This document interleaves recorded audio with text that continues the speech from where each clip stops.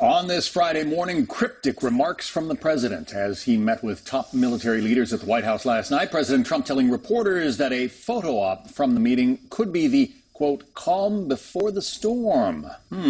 Yeah, what does that mean? Well, we'll get into that. Good morning. I'm John Scott. And I'm Melissa Francis. The president hosting his highest-ranking military aides and their wives for dinner. And with tensions rising around the world, President Trump's comments are leading to speculation about whether a big decision could be in the works. You know what this represents? Well, maybe it's the calm before the storm. What's the storming? Could be the calm before the storm. What storm, Mr. We have the President? world's great military people in this room. I will tell you that. And we're going to great evening. Thank you all for coming. Thank you. What storm, Mr. President? You'll find out. It's kind of a terrifying tease. Kristen Fisher is live at the White House with more on this one. Kristen. Hey, Melissa. Well, the fact that everybody is wondering, what storm was President Trump referring to, that's likely exactly what he wanted. From North Korea to Iran to ISIS, what those comments did was they put all U.S. adversaries on notice, if they weren't already, that this storm could be coming to them. Now, so far today, the White House hasn't even attempted to try to clarify those comments. And President Trump's top economic advisor, Gary Cohn, well, he was asked about it this morning, and here's what he said. Knowing the president, I think the president was reminding everyone how we continue to make a large investment in our military. We continue to spend money in our military. We continue to invest in our military. We continue to modernize our military. And the president wants the world to understand that that's important to him. He's never going to telegraph what his next move is, though. So no answer there either. Now, so President Trump, he could have been referring to North Korea, right? Remember, he told his Secretary of State that he was wasting his time trying to negotiate with Pyongyang. He also could have been referring to possibly a retaliatory strike against ISIS fighters in Niger, where 3 U.S. Green Berets were killed just this week. Or maybe he was referring to Iran, especially since he's up against a hard deadline. He has until next Sunday to decide if he will decertify the Iran nuclear deal. And if he does, that would essentially kick the bill to Congress, giving lawmakers 60 days to decide if they want to impose sanctions on Iran. Now, something else that lawmakers are considering right now, bump stocks. We've heard a lot about them in the news this week. Those are the devices that the Vegas shooter used to turn semi-automatic rifles into what's essentially fully automatic weapons. Well, right now there's a bill making its way through Congress that would do just that, and it already appears to have bipartisan support, and it could get support from the White House as well. The White House says that it welcomes the debate and wants to be included in the conversation. And when President Trump was asked about it last night, he said it's something that he will be discussing sometime very soon. Melissa? There you go. Kristen Fisher, thanks for that report.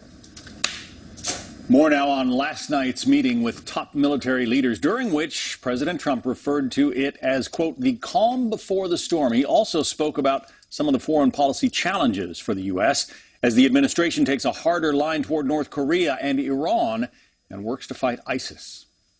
My number one priority as Commander-in-Chief is to keep our people safe and to empower you, our senior military leaders, to do what you do best. Nobody does it better than the people in this room, believe me. We have many pressing national security issues facing our country. Joining us now, Glenn Hall, U.S. News editor for the Wall Street Journal. Yes, Glenn, many pressing security issues facing our country. Is that what the president is referring to? That's anybody's guess, really. It's a nice cliffhanger that he left us with. One thing I can tell you is that the White House did put out a very brief statement summarizing last night's dinner, and it mentioned conversations related to Iran, North Korea, ISIS, and Afghanistan, where we know the president has also talked about, bringing more action to bear. So it could be any of those things, as we were just discussing. A lot of storm clouds brewing, and this is the calm, the president says. What about ISIS? Are there indications that there might be action coming against ISIS that this is referring to?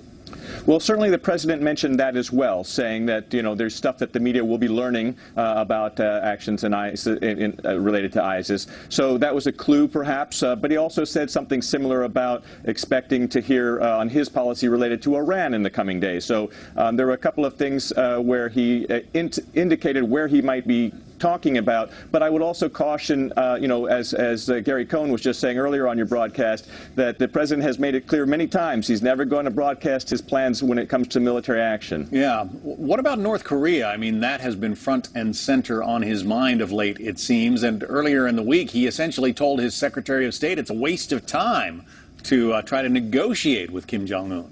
That's right. And in that same tweet, he also said, we'll do what has to be done. And so what does that mean? And, you know, I think we know from the president's remarks before the United Nations and his other comments that he's prepared to take military action. At least he has not officially ruled out the possibility of military action. But he did say in remarks to the United Nations that that would be more in reaction and response to aggression, not as, you know, proactive measures. But every military analyst who has looked at the North Korea situation says, you know, any attack on North Korea would bring hundreds of thousands, perhaps millions of deaths in South Korea, where we have 30,000 U.S. troops stationed.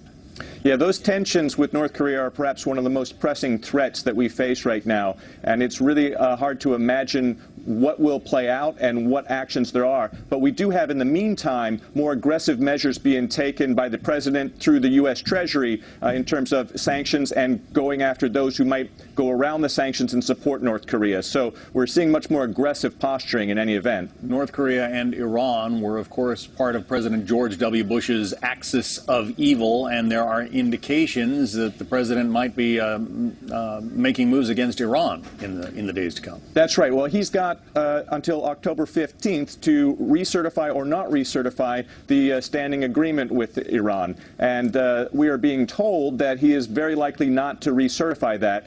And that would send a very strong signal. And he's also made comments recently that he's very disturbed by Iran's efforts to continue to build a nuclear arsenal, which is outside of the scope of the treaty with Iran. And he wants to stop that in its tracks as well. I guess we will all enjoy this calm while we have it and figure out the storm when it comes, right? I think that's about the best we can do right now, John. Glenn Hall, Wall Street Journal. Glenn, thank you. New information now on the mass shooting at the country music concert in Las Vegas. We are learning that the gunman reportedly scouted out other music festivals, including Lollapalooza in Chicago. This as we get new eyewitness accounts of the sheer terror on the ground. What I thought was gunfire at the time. I said to one of my friends, I was like, oh, that sounds like gunfire. I said, don't be silly, you're in Vegas. It's the last thing you're going to expect. But it became apparent it was gunfire because there's a lot of civilians running towards us. And then we heard screaming and then more gunfire, and we were like, hang on, this is bad. Amazing. Will Carr has the latest from Las Vegas. Will. Melissa, this morning the FBI is pouring through Stephen Paddock's technology, trying to find the motive behind this attack. They're also continuing to comb through the crime scene. Take a look at what we're seeing. The windows on the 32nd floor of Mandalay Bay are still open today, an eerie sight looking down on the crime scene where the concert festival was taking place. 1,100 feet from that are two fuel tanks on the airport property there. A number of bullets actually hit those tanks, and now investigators are trying to figure out if Paddock was intentionally targeting those fuel tanks. Authorities are also continuing to ask witnesses to provide video of the attack like this.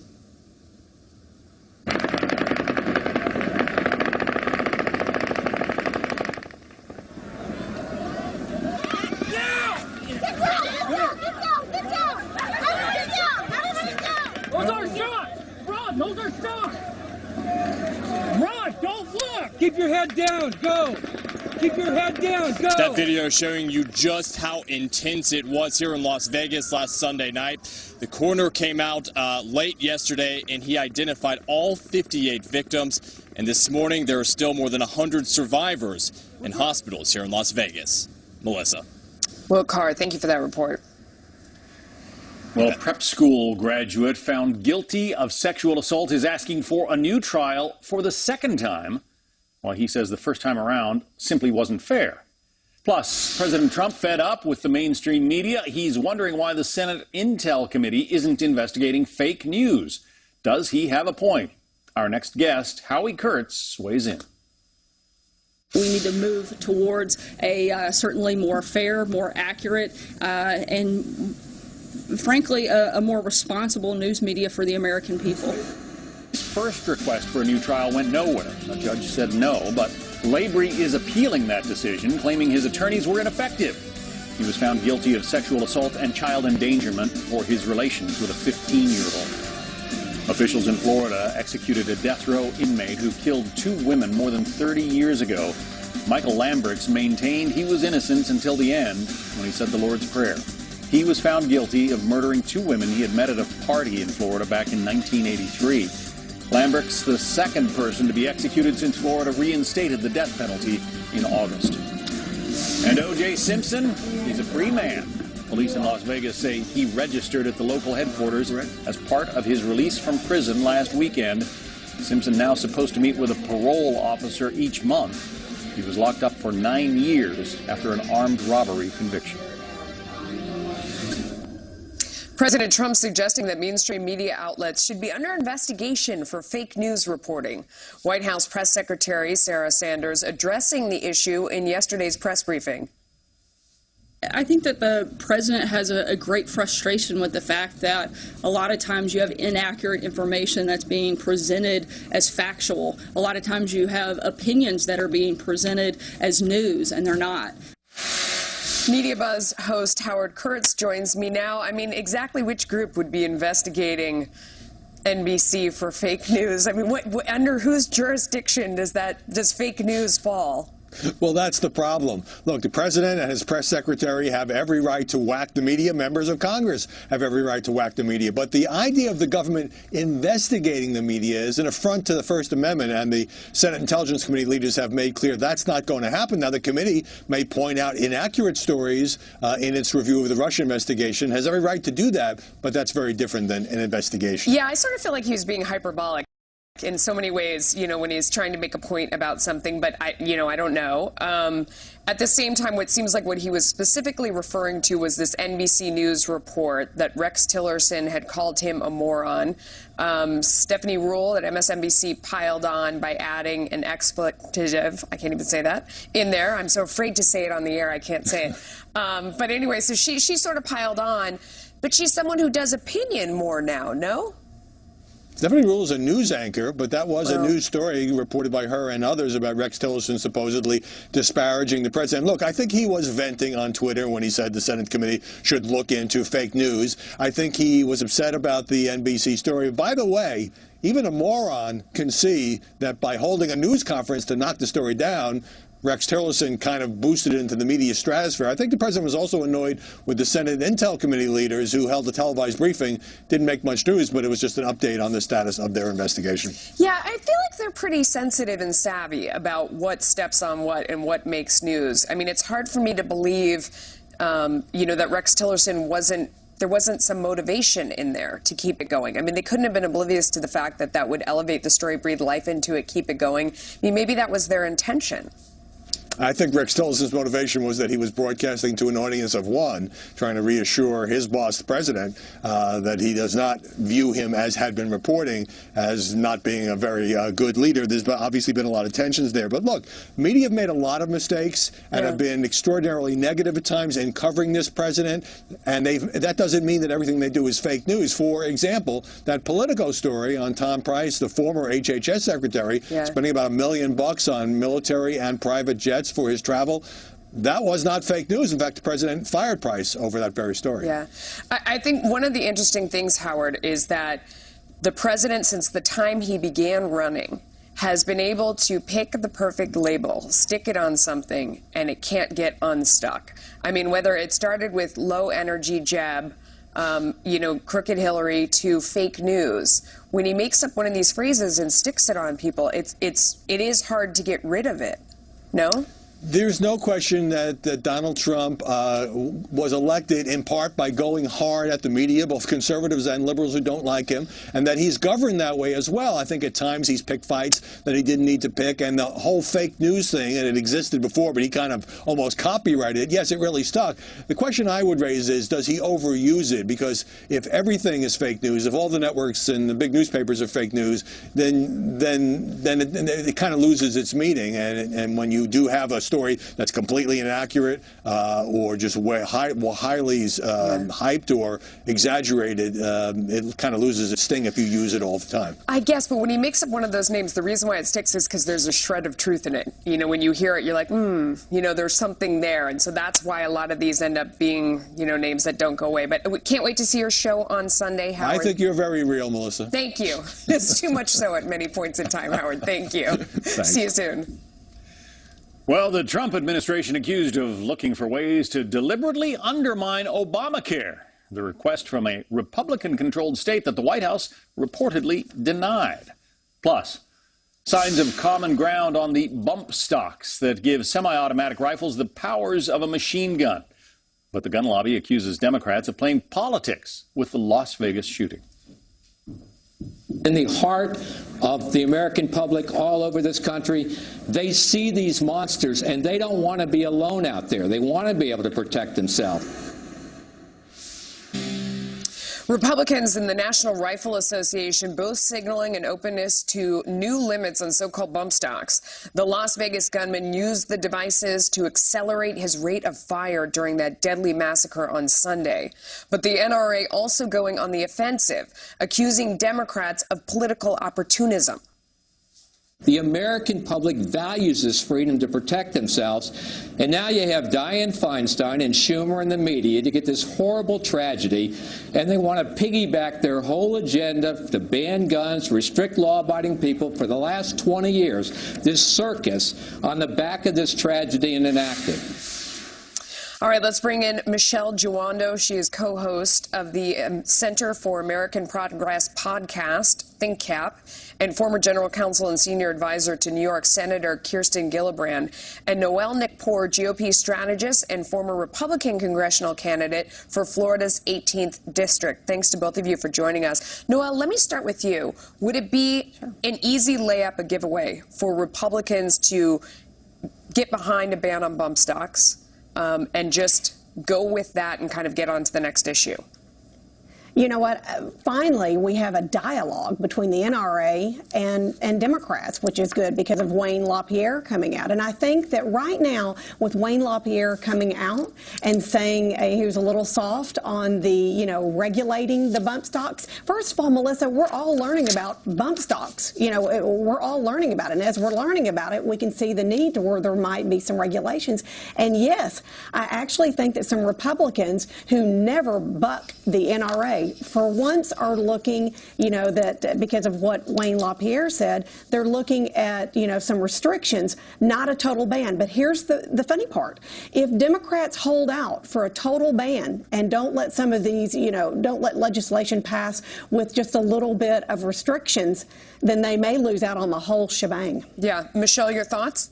Yeah, you know, listen, I think I am so excited that we are actually having a conversation on what we need to do to keep Americans safe in this country. But we have to recognize that bump stocks are an easy measure. They are a first step, and they can't be the end of the conversation. Listen, 94% of Americans, including upwards of 85% of Trump Republicans, support common sense gun violence prevention measures like universal background checks. So if we're going to have a conversation, and I am so excited that we actually are, let's actually do something that's going to keep us all safe. Okay, I want to move on to the next topic. There are new accusations that the White House is trying to sabotage Obamacare.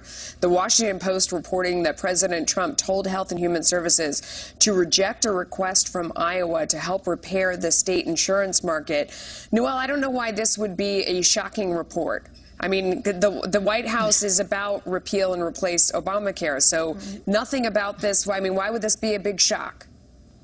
It's not a big shock, Melissa, number one. And number two, I see where they've cut, you know, HHS has also cut some funding for advertising for AC8.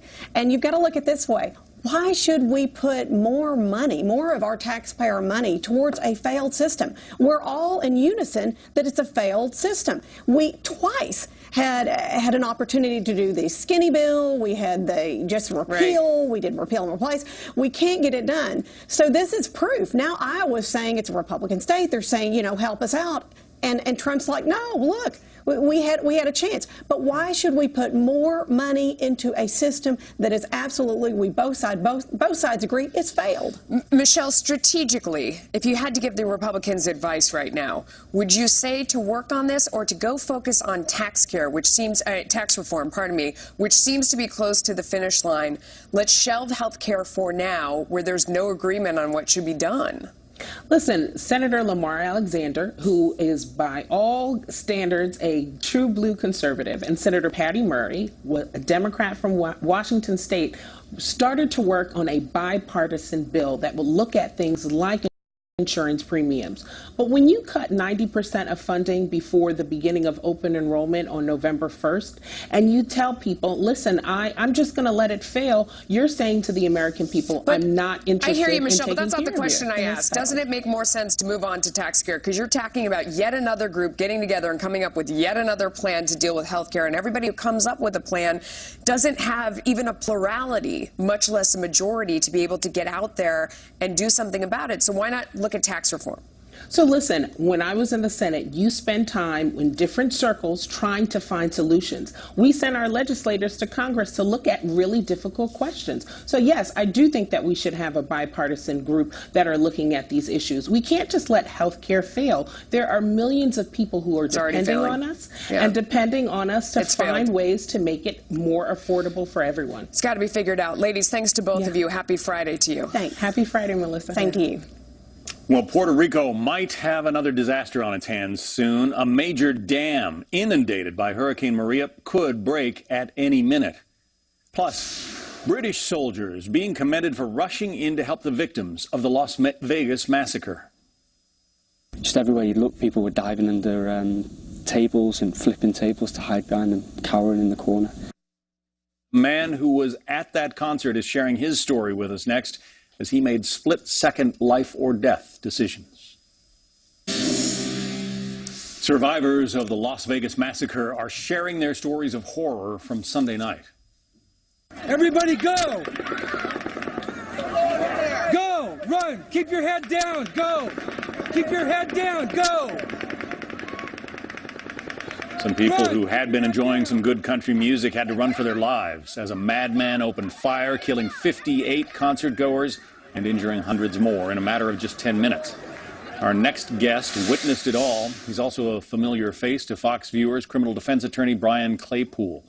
Brian, you were there for the concert, up close. You had VIP seats. How did you know something was wrong? Hey, John. Well, I was sitting in the front row. I heard some pops. I thought it was fireworks. I looked up. I didn't see anything in the sky, so I got worried. And what was eerie is Jason Aldean kind of hesitated during the song, and that really worried me a lot.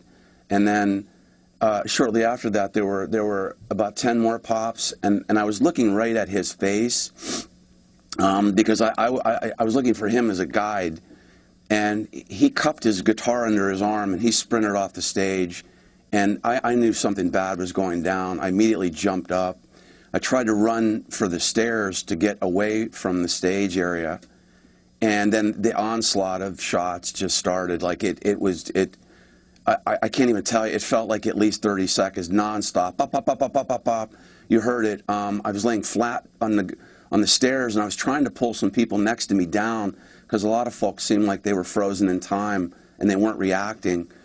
But I got to tell you, I mean, when I was laying on the ground, I could feel the air, like I could feel the power of the bullets going by, and I was just waiting to get hit. I was just saying to myself, what's it going to feel like to get hit by a bullet? So I was just praying, but I thought I was going to die right there laying on the stairs. Where were they coming from? Behind you or in front of you? Yeah, it was behind me, John. I was right in the corner. I was very close to the corner of Las Vegas Boulevard and where the Mandalay Bay was. So where we were seated was actually as close as you can get to the Mandalay Bay, in that corner facing the Mandalay Bay.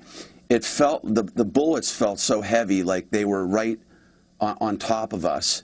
And that was the scariest part. The other part was just the volume of the bullets. I didn't know how anybody was going to survive. And then there was a short gap in time, John, and I'm like, I went from I'm going to die mode to I got to put myself in the best position to live. And then I sprinted, and then this young man was our hero. He's like, you need to go in this room for a little bit because you're now in open fire, like you're even more exposed. And then I got in this room, and it was I thought I was okay in there, but I saw some young girls in there that were crying and on their hands and knees. And I just, at that moment, then I went back to, gee, is it fair for me? I mean, I was going through a lot. I was like, should I, why should they die? Because they're a lot younger than me. You know what I mean? Like, I've lived a decent life. I'm middle-aged. These are young girls. So I literally was like, I think subconsciously I was like standing in front of them, like trying to protect them, And I just tried to calm them. They were crying. I'm like, look, let's just get through this next round. Let's get through this next round of shooting, and then we've got to get out, because then I'm thinking we're going to die like the Orlando shooting, the people in the bathroom. So I didn't want to die like that. And then after that second round, I peeked out the door, and I felt most vulnerable at that moment, because then I'm facing the Mandalay Bay. I'm open and vulnerable. But I got to tell you, man, there was a Las Vegas police officer. That guy's a hero. He looked at me and he said, go now, north, run, north now. And then I rallied everybody out of that room and ran north. But John, as we're running away, this police officer is jumping the fence to go fight, to face the shooter. And I can't tell you how heroic the law enforcement was. Yeah, that's one thing that we all need to emphasize from such a horrific night, is that there were so many Americans and people from other nations we're finding out who did such heroic things. Now, you described it as a room. Was it actually something with walls, or was it more like a tent? Yeah. Yeah, it was a miracle, John. It was like a little, it looked like a little production room. It was underneath these bleachers, and there was like some production equipment there. So there was this big device like on wheels. I kind of tried to push it a little bit in front of the girls, and we just hunkered down there for the second round of shots. And then it was also scary is when we finally ran north. Then, John, we were, and I've seen where people shot. They were down. You have to understand, like we didn't know. Nobody knew where the shooter was. Right. We didn't know whether it was one shooter, two shooters, three shooters. I thought the shooters were going to jump into the venue. So it was kind of like pick your poison, as I've described it.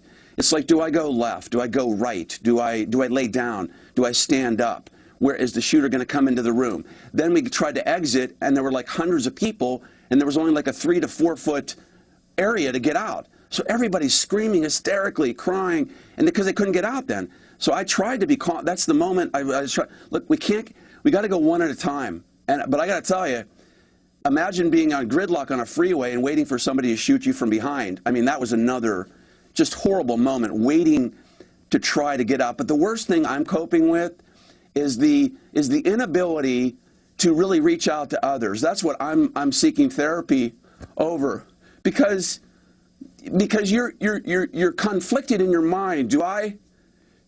I'm running for my life, yet I'm seeing people shot. Okay, so now we've got to reconcile that. You see what I'm saying? Like, sure. I couldn't help people that were down, so now I'm feeling bad about that. And I know you did see people who were hit. The question on everybody's minds, Brian, is what caused this madman to do that? At least that's what we're asking in the media. I just wonder, for you as a concert goer, does that even matter to you? Great question, John. That doesn't matter to me as much as I am determined now. My purpose in life has been galvanized. I've received so many notes from people across this country who were supportive of what I went through. But you know what they were asking me to do, John? They said, you know what? Stop feeling guilty about not helping others, and now find your purpose to, for example, eliminate bump stocks And I want to go one step further. And I've already put some things in motion to try to meet with U.S. Senator Dianne Feinstein on Tuesday in Los Angeles. And John, I'm doing this through the help of the mayor of Los Angeles, Eric Garcetti. He and his wife, Amy, reached out to me. They're friends of mine. They reached out to me. I've never asked him for a favor, and I said, Eric, I need a favor. You need to put me in front of a legislator who's gonna get an assault rifle ban and get rid of this bump stock. So that is my mission, and that's what I'm going to do. I'm going to Washington, D.C. I'm going to get a handful of survivors, and we have got to change this. John, there's no good reason why. Who knows why this guy did it? Yeah. But the fact of the matter is he's able to easily access these weapons and bump stocks. That has to end in our country. A lot of people agree with you, and even the NRA on the bump stock question. Thanks very much, Brian Claypool. We've spoken to you many times before. We're glad to hear your story today, and glad you're here with us to share it. Thank you. Poor Brian. Thank you, John. All right, a major dam in Puerto Rico could break at any minute, unleashing millions of gallons of water. It could bring a lot more damage to the island as they continue to clean up from Hurricane Maria. Vice President Mike Pence visiting Puerto Rico today. When one part of America cries out for help, as this wonderful faith community has done, we come together. We don't wait to be asked. We come alongside our neighbors in need. Even before Hurricane Maria made landfall, our entire administration have worked tirelessly to protect those in harm's way and provide them with the aid they need to get back on their feet. The President issued disaster declarations for Puerto Rico and the Virgin Islands to provide the full range of federal resources. Working hand in hand with local leaders. Mike Tobin is live in San Juan, Puerto Rico. And Mike, give us the latest. Well, the dam, Melissa, is the biggest threat out there. The Oaxaca Dam had not been updated since the 80s. And what happened during the course of the storm is the normal output pipes jammed, and you still had a tremendous amount of water flowing into the reservoir behind the dam. The spillway functioned as it should, but it just hadn't handled this volume of water up to this point. Such a volume of water came through so fast, and the spillway itself really had some structural issues, and it undermined and ripped out the bottom half of the spillway, and thus is starting to erode back that spillway and the bottom of the dam. So the foundation of that spillway is pretty much sand. If it erodes all the way up to the dam, you could be talking about a catastrophic failure of the dam, which would flood hundreds of families that live below the dam. So what you have happening on the ground, U.S. Marines are hooking up Jersey barriers to cables. Navy pilots come in with the big CH-53s. The Marines hook the barriers to the helicopter, and the helicopter pilots drop these at the foot of that spillway. In theory, what they're trying to do is build a big old pile of rocks to stop the erosion. It works in theory. The bad part of the equation is they're still getting more rain just about every day here. The Army Corps of Engineers is going to hook up some pumps and trying to prevent what could otherwise be a catastrophe if that spillway erodes all the way up to the dam. Melissa? All right. Thank you for that report. We'll keep an eye on that, obviously. Big story. Thank you.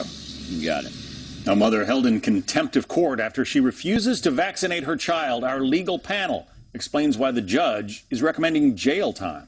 I take full responsibility for my actions. I stand here today scared and vulnerable, begging the court to understand that I'm not a lazy parent. A Michigan mother now faces jail time after refusing to vaccinate her child. A circuit court judge ordering Rebecca Brado to bring her son's vaccinations up to date. Brado says that goes against her religious beliefs. Let's bring in Tom Caniff and Yodit Tawelde, both criminal defense attorneys and former prosecutors. So, Yodit, this woman, told the court she was going to do this, didn't do it. Now she's looking at a week in jail. Is that appropriate punishment?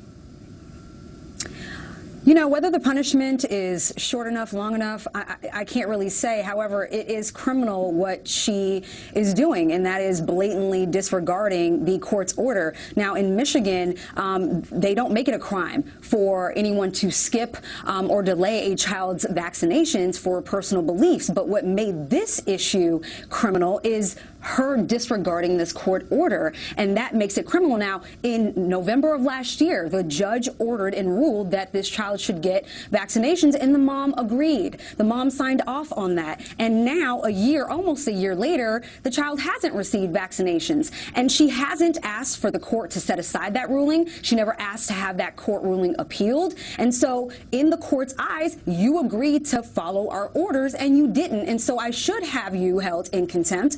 And holding somebody in contempt is punitive in nature. It's trying to deter any future acts that could be held in contempt of court. Yeah. And so I believe that it has to be that way. I don't think the judge had a choice. On top of that, Tom, there's an ex-husband involved here. He apparently wants the son vaccinated, but, you know, he's been sort of deprived of his voice in all this.